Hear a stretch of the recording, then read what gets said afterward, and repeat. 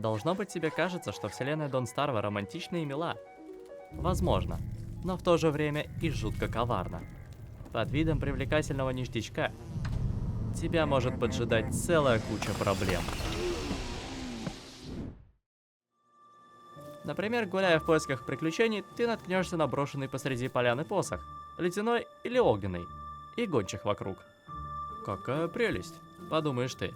Поднимешь подарок судьбы и ошибешься. Вместе с посохом поднимутся и собаки. В придачу начнется дождь, а рассудок упадет на 50 единиц. Возможно, у тебя завалялась пчелиная корона, выпадающая в качестве лута из королевы пчел.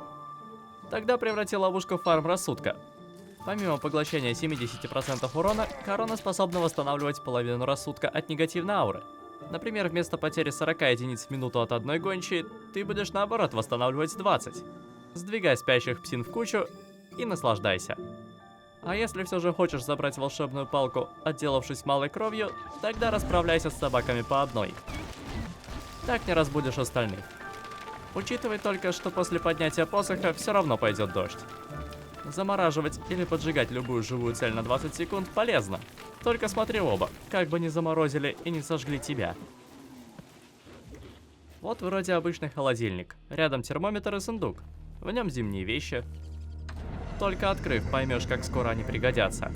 С вероятностью 66% наступит зима. Даже циклополень порычит, но не объявится. Разрушение сундука от холодов не спасет. Но если шмотки позарез нужны, тогда попробуй поджечь или опустошай его в первые дни зимы. Можешь заодно сломать холодильник с термометром, ресурсы лишними не будут. Существует и аналог, встречающийся в пустыне. Отличие в том, что вместо зимы наступит лето, а внутри будет барахло, которое поможет его пережить. Впрочем, не только летом можно сгореть. Есть возможность в саванне найти симпатичную деревянную стену. Внутри будет шерсть бифала, кости и сундучок с огненным посохом, бревнами и порохом. Но не открывай. Сундук загорится, рванет, а с ним сгорит и стена. Если ты достаточно ловок, то успеешь забрать ценности до взрыва. В противном случае пригодятся прокачанные навыки пожаротушения. Какое болото без ловушек. Глянь, поле камыша. Бок о бок с рогозом проживают щупальца. В таких количествах, что запросто запинают любого до смерти. Не светит тебе гора папируса. Но не спеши расстраиваться. Такая ловушка – огромная удача. С ее помощью можно без проблем валить боссов.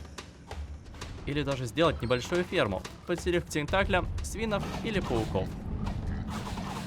Есть и похожая ловушка с травой, в которой притаились пчелы-убийцы. Занимаются своими пчелиными делами. Стоит ничего не подозревающему новичку подобраться ближе, как в момент его хрупкое тельце вонзится 1000 жал. Опытный же игрок увидит в ловушке большой потенциал. Тут тебе и жало для восстанавливающих инъекций заплатками, и прелестный мед для медового рулетика и ирисок. Для полного счастья остается развести костер, окружающий ульи травкой, и насладиться сладким подарком судьбы. Еще ты можешь встретить расчудесное кладбище. Вот тебе лопата, бери и копай. Вытаскивай один за одним амулеты, самоцветы и безделушки. Прикол заключается в том, что на надгробиях написаны имена разработчиков. И если ты достаточно жаден, чтобы разграбить их все, то огромная банда призраков вылетит из опустевших могил. Вот и убегай теперь от армии художников, кодеров и теневых монстров, зато с инвентарем полным ценного барахла. Следующее с виду может показаться интересной, но на деле ничего опасного. Если атакуешь паука, спящего на ковре в окружении костей, то в момент появится еще трое. Расправиться с ними, захватив привлекательную ферму, несложно. Впрочем, можно обойтись без насилия, воспользовавшись ловушкой. На десерт еще одна занятная ловушка. Выглядят как разбросанные по земле вещи. Они бывают разными, но всегда валяются вперемешку с кучей гнили.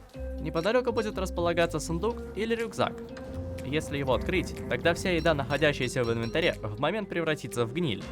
Обойти проще простого. Выкинь еду неподалеку и раскладывай полезности по карманам. Но порой выгодно попасться на эту ловушку. Гниль – неплохое компостное удобрение, да и неотъемлемый компонент восстанавливающей инъекции.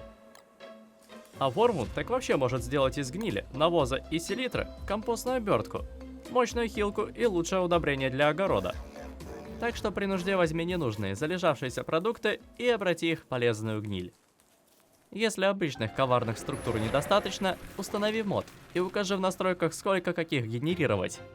Там много чего есть, как безобидные пакости, так и смертоносные угрозы. Не то чтобы жутко прикольные и разнообразные, но немного фана добавят. Вот такие они, ловушки в Don't Starve.